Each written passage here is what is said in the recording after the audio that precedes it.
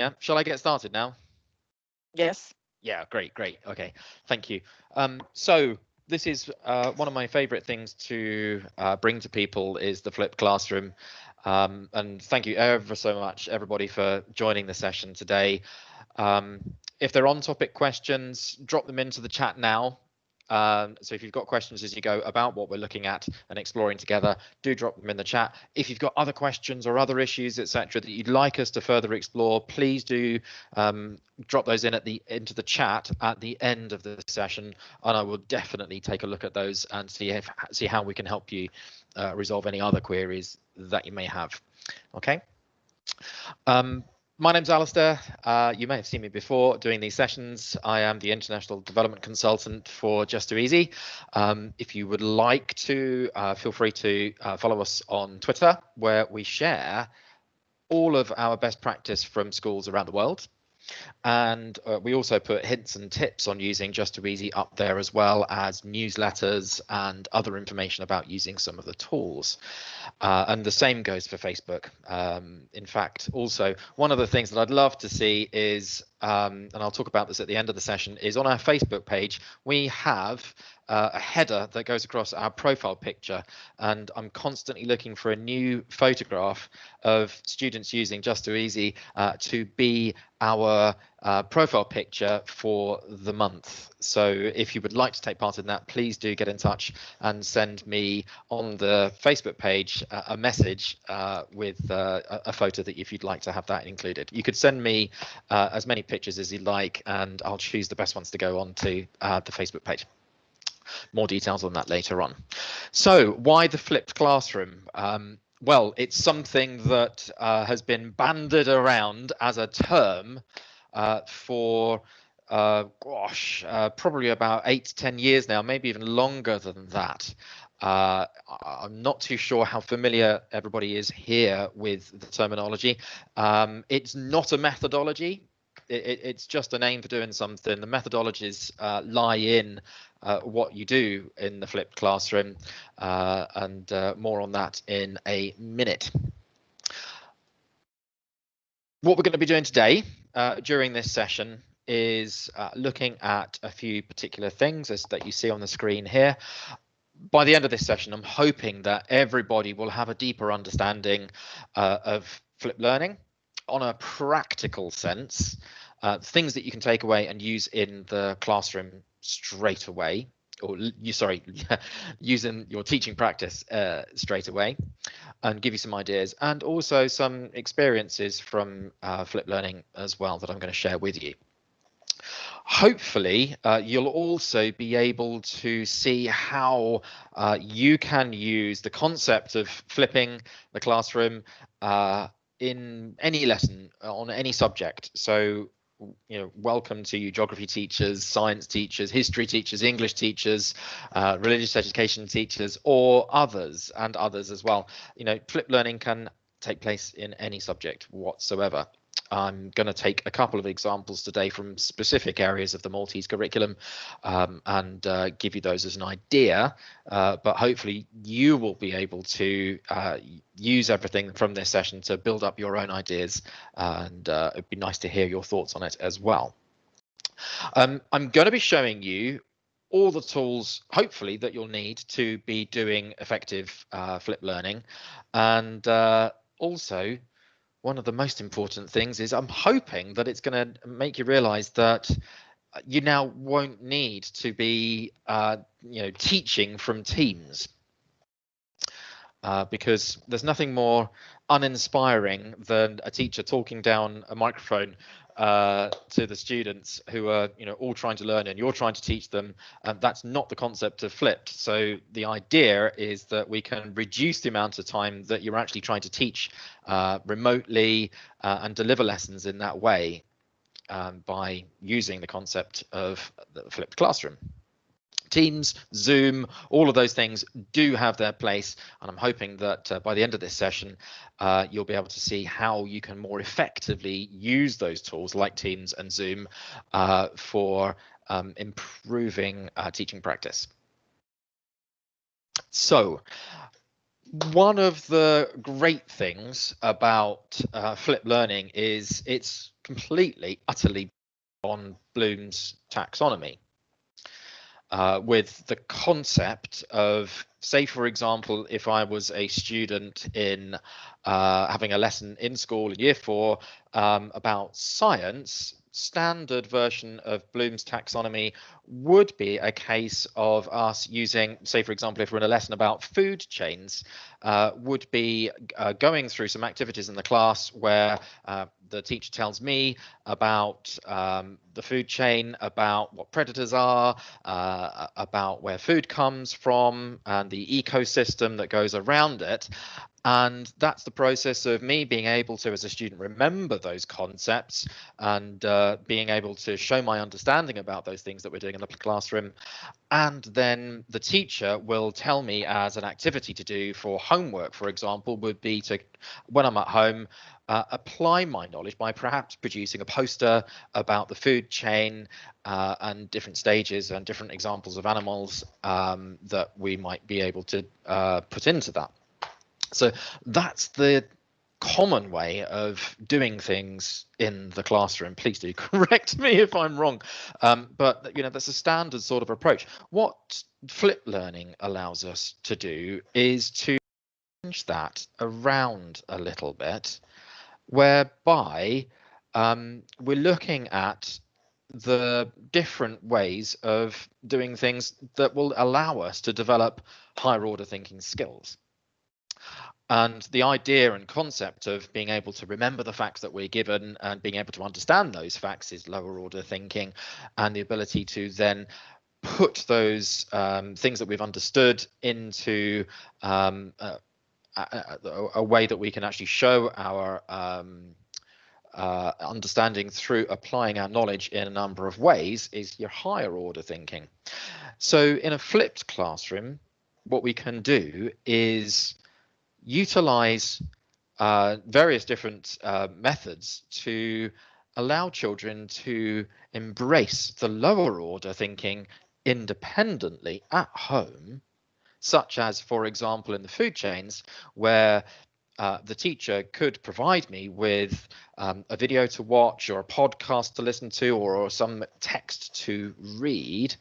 And also that things that go alongside that are the ability to connect the thinking and understanding that we're going through with some of the things that we're then going to be doing in the classroom, leaving time in the classroom for us to be able to apply our existing knowledge in new ways, and that could be through collaboration, it could be through discussions, etc. So hopefully that sort of explains a little bit about the way that flipped learning works in terms of its two methodologies here, in terms of the behaviorist process of lower order thinking, in terms of being able to understand and remember the information that we're being given, to being able to recall it, etc., and the constructivist approach to being able to have higher order thinking skills that we can develop in the classroom. And a lot of benefits do come out of doing that, and I'm very aware I'm talking quickly again. So the importance of this ability to deliver that constructs of Bloom's with the lower order thinking skills at home means that students can, in their own time, in their own way, absorb the things that they are learning about. At any time they can replay, go and check it again, understand it, revisit it, and listen to it again, read it again, and have their learning taking place and their understanding and recall taking place in their own time. So that's the things that students can do in that phase of learning. And teachers can utilize a variety of resources, as I've mentioned, such as getting them reading things, listening to various different things as well, and also providing them with videos to watch. Whereas if we then move into the higher order thinking skills in the class, We can then build on those concepts that have been learnt in their own time, enabling children to collaborate and develop their knowledge and understanding, share the ideas of what they've been learning about at home. So perhaps, I would be getting my children, having looked at the concept of predators, getting them to have discuss in pairs or in groups according to maybe their ability or maybe their involvement in engagement in class activities, typically the ideas and concepts of different aspects of the food chain as well. And we can really enable children to build very quickly on what it is that they are learning about, which means that as a teacher, you should be able to I easily identify where every student that you have is at with their learning, and which will enable you to provide additional support if you need, and also to be able to provide differentiation. Now that that differentiation that could come in terms of not necessarily ability, but also in terms of engagement with their learning as well. What it means is that we can do as teachers is spend a little bit less time on the general acquisition of the knowledge and more time on progressing that knowledge, because we want to get the point where students are able to develop strong understanding through their peer working.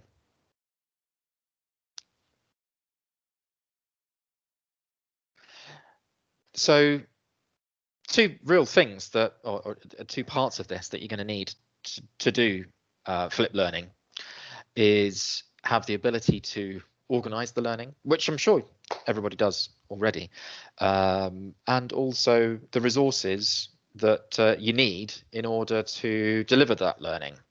And you've got two choices really in terms of getting those resources available and making them available for your students, and that is either finding the resources. You may have resources that you've got already that you'd always use, such as a checkbook, a textbook, some PDFs, some worksheets, etc.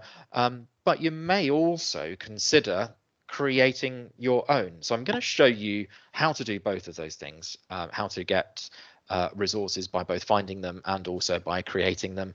And organizing the learning not only means what you need is a place that you can make sure that the resources are available for your students to see when they're at home learning, but also you want to have the ability to see what the children are producing when they're at home, and a way to be able to perhaps schedule that information to get it out to them, so that those resources that you're providing are easily accessible and available to those students. That's the crux of what you need, and that is what Just2Easy provides in spades for you. So the devices that your students are using, and any device that you're going to be using as an educator with your iLearn account, will enable you to access Just2Easy to do both of these things very effectively. One of the critical things that we need to think about as well is being able to embed assessment into this process as well. Because of the way that we're flipping the learning around, it also means that we have an opportunity then to also flip the assessment process around as well. And the assessment can be much more ongoing and really connected to the things that they're learning about. So what I'm going to show you over the course of the next 15-20 minutes or so is how you can find and utilize resources, whether it's your own or ones that you've shared with other people, or ones that you have curated and use on a regular basis, or you want to also be able to create activities. I'm going to be able to show you how to create some really fun, engaging, interesting activities using the tools in Just Too Easy to be able to deliver flipped learning, and also how to be able to then schedule those tasks for students to be able to organize their own learning, and also ways that we can develop those different thinking skills. And also how to, as I mentioned just a minute ago, embed assessment in the learning that's taking place. So first and foremost, how to use and find resources to incorporate into your flipped learning process. So just to those, if people may not have used this already, if you go to j2e.com, you then go j2e.com/Malta, and you'll see this screen. So j2e.com/Malta, and it'll take you to the screen, and you choose then whether you're going to log in as a state school or a non-state school. I can't do that because I'm neither, so I just use my own account.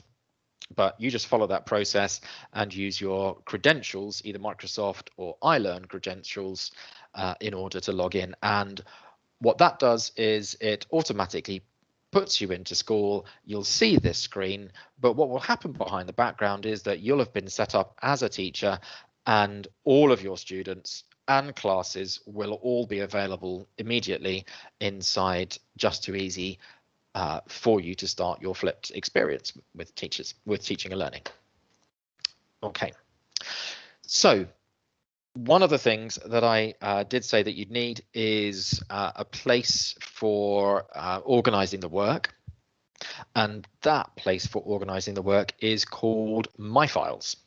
Now, you need to think about My Files as simply your online Dropbox, Google Drive, OneDrive, whatever you want to call it, a virtual memory stick that is yours, that's private, no one else can see unless you wish them to. The great thing about My Files is, as a teacher, it's all private, and you can use it as you see fit, as a USB stick in your hand, but imagine one in the cloud. But the benefit of doing that is that pupils have their own My Files as well. However, as an educator, you get to see all of the pupil files, and therefore everything that they've been doing builds up into this online repository of the activities that they've been taking part in, the posters or pictures or poems or documents that they've been completing, sits in pupil files, and you can see, as the educator, each of your pupils and have access to all of their work. It happens automatically once you've logged in. Either as a teacher or a pupil, you'll have that ability. As a teacher, you can pop into My Files. As a teacher, you can pop into pupil files and then go straight to a class, for example, and then go straight to a pupil to see the work that they've been producing digitally or not digitally, if they might have uploaded a photo of something that they've been working on. But as a pupil or as a student, they will have an experience of seeing just their own My Files, and everything automatically saves into My Files, meaning that the teacher will be able to see the things that they are doing. So, in order to create a resource or find a resource, we've got two options. The first thing is, if we have a worksheet that's been prepared in Microsoft Word, for example, a worksheet, a PowerPoint presentation, or a spreadsheet that you may typically have as something that you could use on the whiteboard as a method of delivering some teaching in the class, you can simply pop into My Files and take that file from your local drive and drop it into here. And what you'll see, for example, is I've got this file open at the moment. Now, it's a Word document, a .docx file, and I dragged it and I dropped it into Just Too Easy My Files, and it's open here. And you'll see these are the learning objectives, learning outcomes, and statements about the food chain. It might be a little bit small. Perhaps I can zoom in a little bit. There we go. And you can see the details there. Okay, so that's an actual lesson plan from the Maltese curriculum that I can easily follow. And I could also edit that to take out the details, but perhaps change the things, because what I want to do is, when I'm delivering some flipped learning, is I want to always make sure that I'm connecting the activity that I've asked them to do at home with what they know they're going to be doing in the classroom when we get together. And it's all laid out for you. It's already been done for you. And let me show you an example of this. So this is 4.5.1 from all the way through to 4.5.3 from the Maltese curriculum. The activity is there: resource, food chain picture cards, video on the food chain, and online games. The questions are here too. Ask the children, what is energy? Where do we get our energy from? And the details, like asking the questions, where do living things get their energy from?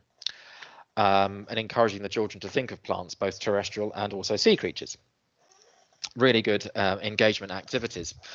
So not only can you prepare a document like this, but which is just one example of any sort of lesson plan, etc. But you could also provide this with those existing engaging questions for children to think about answering whilst they are learning.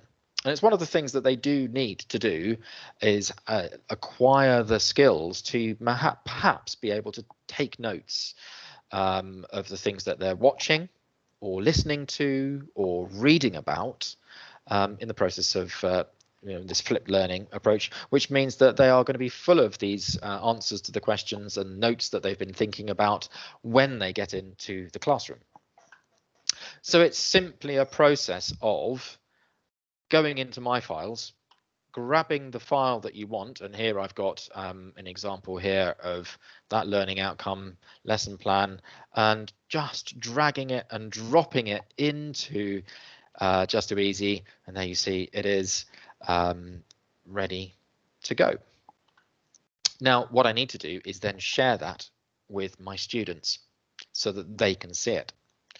That's a very simple process, and you can do that with anything, whether it is a video that you've made, an audio recording that you've made, or a picture that you've uploaded as well for them to see. Any file that you've got in My Files can be shared with students, and you can see I've got a wide variety of different things here.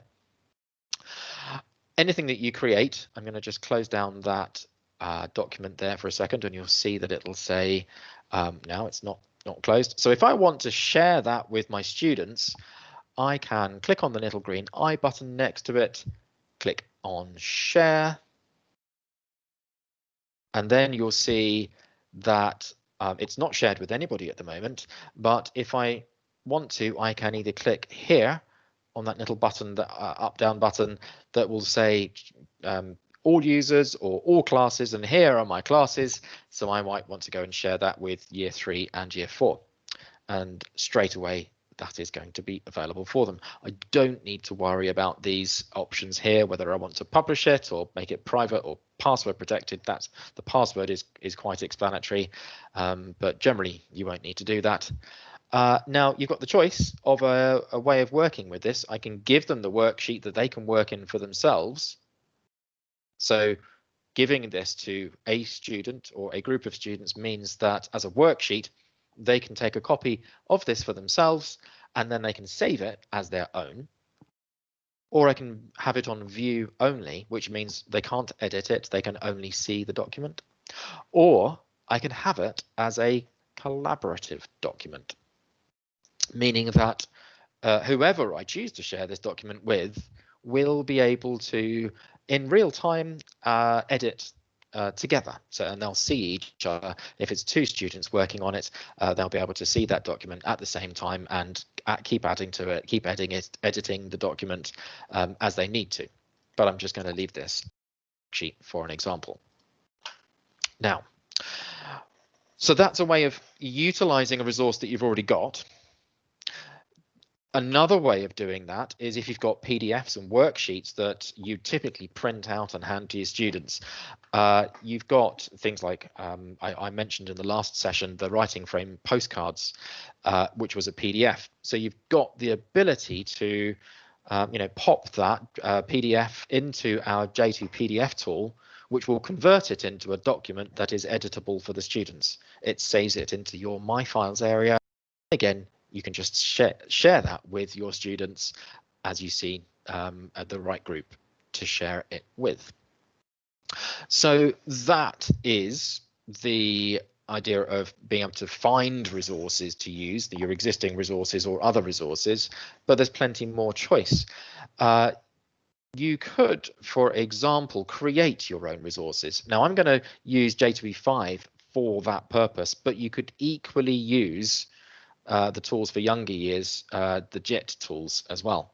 But J2E5 lends itself very nicely to this in any subject, because what I can do is here I could take an excerpt from a workbook, for example, and take a picture of it and pop it in here, or I could just make my own activity here. Now, one of the things that you can do is, for example, as a simple task of doing some reading, is I could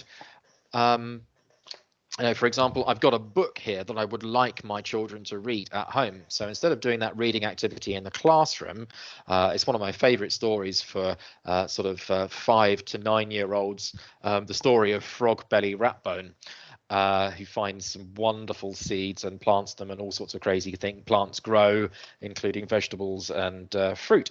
And it's quite an incredibly illustrated story. I can actually use J2E5 by recording sound, and I can then read part of the story here. They sprinkled the speck all the way around Cementland. When the sun began to set, it was time for the boys to go home. And add that to the page, which means I've got something for my children to listen to, which didn't take me more than 5 seconds to create.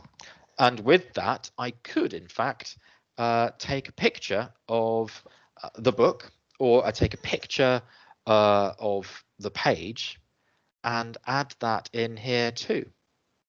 So, for example, I could take a picture, and here, I'm going to take a picture of the book. You might want to do it like this. You might want to do it another way.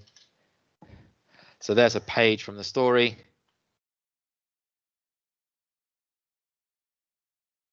And I might want to make that bigger. So let me, make that bigger. And there is a picture from Frog Belly Ratbone, the story, in my page. Now, in doing this, and you can think of all sorts of manners of ways of doing this. I've gone from science to English now for a second. But here I am then able to do what every teacher wants to do, is to have a presentation and being able to narrate that presentation that my students can then see. And it's taking me all of moments to be able to create this. I don't have to have just one simple page. I could have multiple pages. And in fact, the whole presentation that I've delivered to you so far, right the way from the beginning, is using J2E5 in exactly that way, a multiple page version of a presentation. So I could go to the bottom of the page here, right the way down the bottom here, and click on next page and add some more information. So here I can really quickly, really easily develop a bunch of slides and narrate those with audio too. Now, if I wanted to, I could also embed a video from YouTube. What I would need to do is copy the code from the embed code in YouTube and simply just paste it in that box there, and off it would go, and it would pop up that video on the page here. So let me go to I've got what have I got here? YouTube, and all sorts of crazy things appear. Oh, very interesting. Oh, let's have a first video that comes along. Interesting. Well, that's a Santana soundtrack. Okay, so what I need to do is click on this little share button here, and it's going to ask me for the embed code. I'll just show you that again. I'm going to zoom in a little bit so that you can see it down the bottom of any video. One of my passions is music, so you can see why I watch a lot of music videos. And you don't want to copy that code. You do not want to copy that code. You want to copy the code from the embed. So I need to click on embed. You don't need to worry about what that means. But if I copy that, let's just zoom back out again and go back here on the video button. I can insert that. Click OK, and there's my video ready to go. I can then make it bigger or smaller. And when you go into view mode, it'll actually clearly show the video and then play it. So that's how you can get a video really neatly onto the screen. So not only can I provide them with the video resource, but I could also then ask them questions to get themselves thinking about it. You know, what kind of music do you listen to at home? And then give them an opportunity to perhaps write in a box. If you wanted them to write in a box, you could put a box on the screen for them to fill in just that box. And one of the cool things is with Just Too Easy is if you wanted to lock things onto the page, you can simply just click on the box that you've just made. So I want that to remain on the page at all times, and I can just lock it in place using that lock button, which means that I can't really do anything else other than just write in the box. So nice and simple there. Now, those activities, I've just given you one example of how you could not only narrate a presentation, but provide all sorts of multimedia activities in there as well. And it doesn't have to be video. As I've mentioned, you know, there's a great deal of podcasts out there that you could share with your children that are wonderfully engaging, really high quality resources out there from across all sorts of areas. Give the children an opportunity to learn whilst they're walking to school or in the car on a trip somewhere down to the sea, for example. You know, there's some great resources that are free out there to listen to as podcasts, things like Book Club for Kids, Story Time. If you wanted to do some more music oriented activities, there's Eleanor Amplified. And if you wanted to do some science activities, I think you've got wonderful things of But Why is an example of a great podcast that I know I'd like to use with students myself. If you'd like some more details of those, I'm happy to share those at the end of the session. But you don't have to stop with J2E5. Oops, I am on the wrong screen. What happened there? Here we go. It doesn't have to stop with J2E5. Remember, as the educator, you can use J2E5 yourself instead of PowerPoint to create these things, and that's why I've been showing it to you. But if you create it first and then save it, you must always give it a name. So flipped lesson. And once that's saved, it'll appear in my files. And there's my flipped lesson, which I can then share with my students. So you can see how just a simple way of getting your students to do an activity, none of this is really new. It's just incorporate. None of these concepts are really new at all. You know, the concept of asking your children to prepare something before they come to class.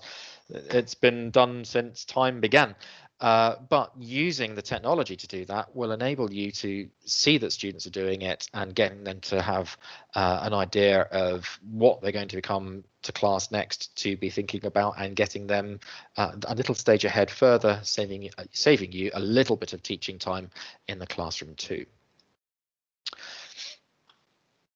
And hopefully it'll mean that also you won't need to be spending time doing an awful lot of time on Zoom or Teams, for example, doing some teaching activities which are highly draining for children to sit and listen to.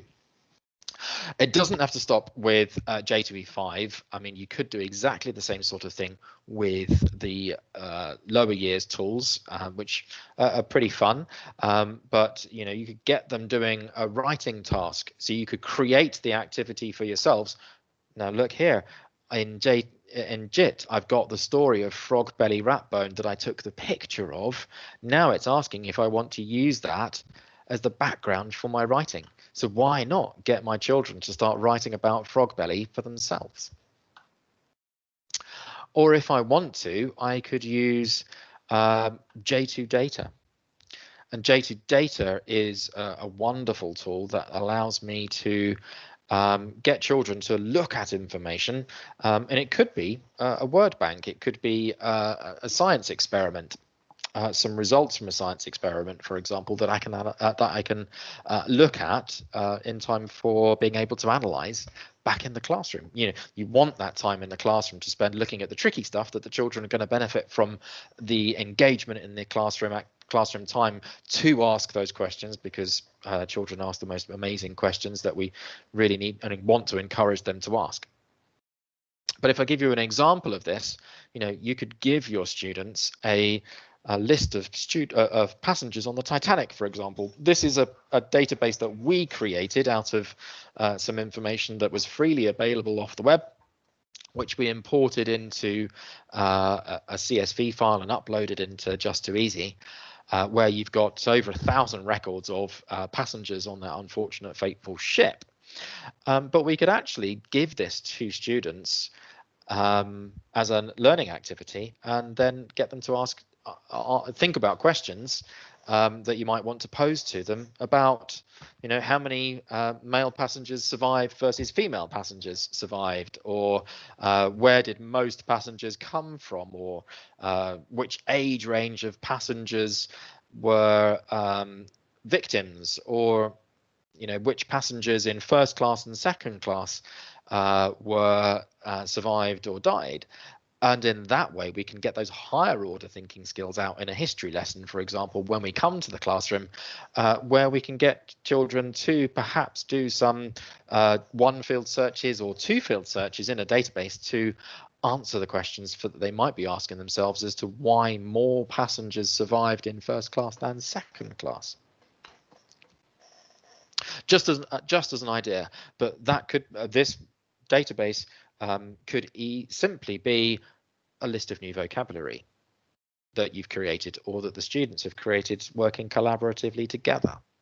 Or it could be a list of dinosaurs and being able to look at the details of the dinosaurs. Or it could be an experiment that was done in the classroom with some details in there too. So you've got a wide variety of resources and activities that you can provide for your students, which they can then use and record their own information, save their own information into whilst they're at home, leading to greater interaction, greater engagement, deeper understanding, better differentiation in the classroom together. Really simple.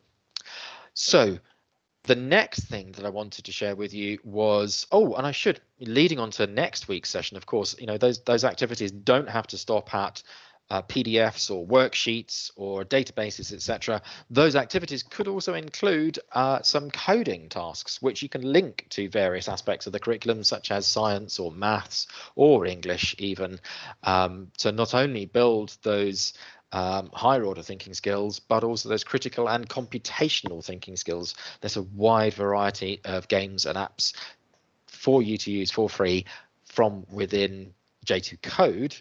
And if you're not too familiar with them, there's always lesson plans to follow there as well, or even just get your students having a play and having a go. Might be a good idea. EU Code Week coming up, a shameless plug for the next session, which is going to be all about J2 Code. Okay, so the next thing that I wanted to share with you, if I'm going to go back to my presentation, which is, I've lost it. There it is. The things that I wanted to share with you were finding and using resources, creating those activities. The next thing I wanted to take you through is being able to schedule those learning tasks. So once I have created and uploaded or developed my resource that I want to take to my students, I do need to click on the share button to show that it has been shared with someone. Now here I can see that if I hover my mouse over the various different things, you'll see there's a difference of some of them. Some of these actually have a little shared button at the top here. This thing here, which is the shared icon, shows that this file is being shared. And if I just hover over it, it says this file is being shared. So I want to share my flipped lesson, for example, with a group of students. So I'm going to click on that little green eye button, click on the share button. And then I'm going to share that with my year 3-4, my trusty year 3 and 4 class. While I am sharing that, I also want to make sure that I can grab this link, because that's the actual link to where this resource is. I'm going to do a quick Control C or Command C, which is a copy button shortcut. And then I'm going to go back to my Launchpad, because what I'm going to do is I'm going to schedule this task for my group of students. So here I'm going to set it up as a homework activity. You can see I've got a couple here already, and all I need to do is just assign the homework. So I click on the assignment button, and I'm going to set this out as home learning task. I'll just give it basic details so that you can see what it's all about. And what I want to do is give them the opportunity here in the description to say not only what the activity is, but to get them thinking about the things that I'd like them to do. Now, of course, you could do that either here. You could either get your students here reading the task in hand and explain to them that you want them to take some notes, bring some ideas back to the classroom next week. You could do that here, or you could do that in the actual document that you made itself. It's entirely your choice, but a description is always useful to reiterate to your children what it is that you would like them to do. So read this story and think about the characters. Thinking about that flipped learning reading story, I'm going to ask the questions of which characters. Someone's just turned their microphone on. If they're going to ask a question, that's absolutely great. So I'll be thinking about which characters are demonstrating fear or bravery, for example. Okay, now the reason why when I was in my files and I used that copy button, to copy that link there, that Control C button there. The reason why I did that is because what I want to do is go into this field here, this URL field, and do a Command or Control V, which pastes that link into there. Now, if I can hear some feedback happening on the microphone here. Please, if you have just turned your microphone on, would you mind just turning it off again so that we don't get any feedback, please? Thank you very much. So I've put a title to it, I've put a description, what I'd not only what I would like them to do as the activity, but perhaps a little mention of the expectations when students come back into the classroom as well. I need to choose the students that I want to share that with. So I'm going to actually assign this homework to that group of classes, the Year 3 and Year 4 class, or I could assign it to specific users. So I might want to, look at all of the students that I have available and choose any particular students that I know would benefit from this activity. Now, I did say you could also schedule these, so you could build up a bank of these activities and then schedule them to start at a particular date. So I'd need to just tick that button if I want to do that, and they won't show up for any students until the date I suggest. But I'm going to leave it as today. And also there's an opportunity to record yourself down here too. That is a really useful feature to reiterate the learning and also the expectations for your students. You just click to start recording and click to stop recording, and then that little play button will show up to show you that that recording has been made, which students can listen to. And the final thing you need to do is just click on the plus button and off it goes to students. You'll see the list of homework there. What your students will see is the same layout of all of these tools and all of these icons, but it'll have a little button against it which says the number of tasks that they have got. Okay, whoops. Now, the next thing that I wanted to share with you is also a part of the whole process of the flipped learning side of things, is embedding that assessment in the learning as well. And I did say that in the process of doing flipped, you will always be able to see where your students are at with their learning and see an evidence of what the students are producing as well. And then that can be done either inline or extra to the work that the students are doing. I'll give you an example of this. Now, this is me as a teacher logged in at the moment, and I have this pupil files button here, which means that I can go and see the work that the students have been producing. Let's pop into that class and I can see these students here. And of course I can go on to any student I wish and see that Josh has actually made and maybe opened a document in Word, and he's written some notes, for example. So I may want to actually get Josh some feedback on where he's been going with his notes. So I could always now note that anything that's here in any pupil's area is this little learning conversation button. That gives me the opportunity to click there and start giving some feedback to Josh. So here I can type my feedback. So I might want to say, remember to think, excuse the typing, of other ways you could develop your character in the story, such as with motion or actions.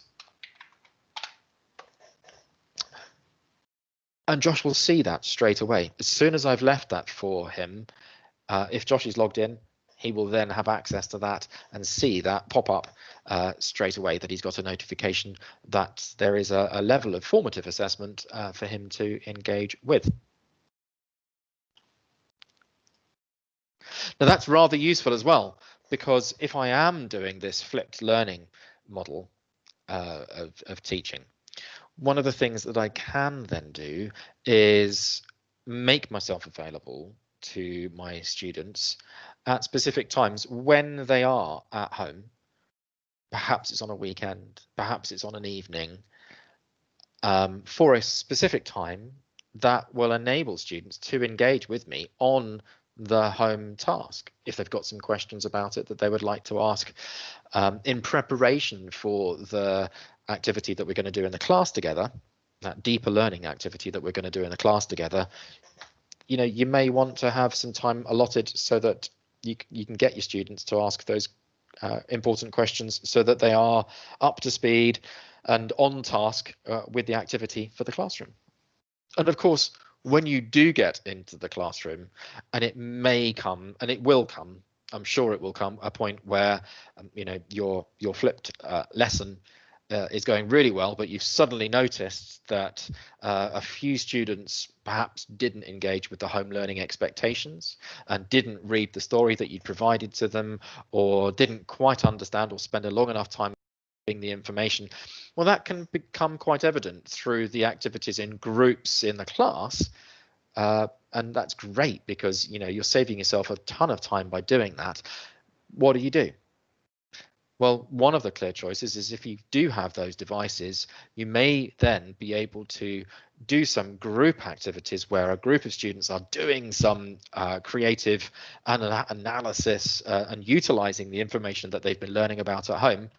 And it provides then an opportunity for those students that didn't do that to perhaps do some catch-up work in the class, which they can do quite quickly independently or in teams or groups as you want to work them through. And that is another type of teaching sort of styles of getting children to rotate into different groups. Maybe that's another webinar that we need to be doing, but we're going to focus on the flipped side of things for the moment. Okay, so I've been waffling for quite a long time. I've just been thinking about how we can get some tips for you to get started with this. And first and foremost, I think what I would recommend to you is the best way to have a little bit of impact is to not make huge pieces of work for students to do. I think the best engagement happens when things are short and simple and sweet, such as when you're creating a J2E5 document, have a very simple task for the first few weeks, a short excerpt to read, a short audio podcast to listen to, a brief explanation that you've recorded of yourself in video or audio. Keep it simple, keep it short. That is where you gain the most impact with your students. The next thing that I can say is to always set expectations with your students. Explain what's going to happen. And in terms of saying that you might be available at 4:30 in the afternoon on a Sunday, so that when we get to school on Monday, we're all on the same page and ready to go with our questions and our deeper analysis and higher order thinking skills. Make sure that your students know that 4:35 isn't a time when you're going to be online. You're going to be online from 4:30 or 4 o'clock, for example. Always try to provide differentiated instruction. That's an easy thing to do with Just2Easy for the simple process of being able to share my files, and you might want to provide different resources to different students. I've got two versions of the same thing here. As an example, two Bloom's pictures. I might want to give one to one group of students and one to a different group of students. And share them equally and differently, for example. One of the other things that you may want to do is consider getting more parental support. So, drop a message out to parents, a text or an email or some other way that you would normally communicate with parents to explain that you're going to try and start this new approach to teaching and learning. And get them on board as much as possible. It's no secret that parental involvement is the best thing for students' attainment. It's heavily researched and proven fact that parental involvement can improve learning. Get them on board, get them involved. And as soon as they realize that there's resources for their children to be able to listen to, perhaps they might want to do that whilst they're down at the beach on headphones, or perhaps consider getting your parents to provide some additional resources for the students for their children to be able to watch, read and learn from too. mix it up, give a wide range of different activities, a wide range of resources. You know, the digital examples are just one option, such as your podcasts, your radio casts, your online TV shows, YouTube, all sorts of videos that are out there, or yourself explaining a task. There's lots of ways that you could mix it up. And also one of the I guess the single top tips is a life skill that children really do need to learn, and it can be done and it can be started at any ages. The one of how to take notes for themselves, and you can give instructions always either in JIT or J2E5 for some ideas of how to take notes too. Let me just zoom back out again. So that sort of wraps this session up. I hope it's given you a bit of an understanding of flipped learning from a mix of the online and the classroom style of things. I know that everything is a bit topsy-turvy at the moment with school and with teaching and learning, and that ever-present potential threat of classes closing again. It's possibly an idea for how to get deeper engagement, get some higher order thinking out of your students if, God forbid, we had to close any classes for any particular reason at all. But one that will, that this model will certainly support the use of devices that you've got, that you're very lucky to be able to have and use for children as well as for teachers too. The last thing that I've got to say is, if you need a little bit more support on this, I'm happy to help. Always here to help you guys. But so are the rest of the team. So you've got Martez, Tanya, and myself. And as I said, another little shameless plug here, if you would like to see some of the activities that teachers are doing around the world, and also the kind of work that students are producing using the tools from Just2Easy, check us out on Twitter at just2easy_com. On Twitter, we regularly retweet stuff that teachers are doing and that children are creating, and also find us on Facebook. If you would, I would love to have some Malta schools taking pride of place on our company Facebook page as a profile pic, either for October or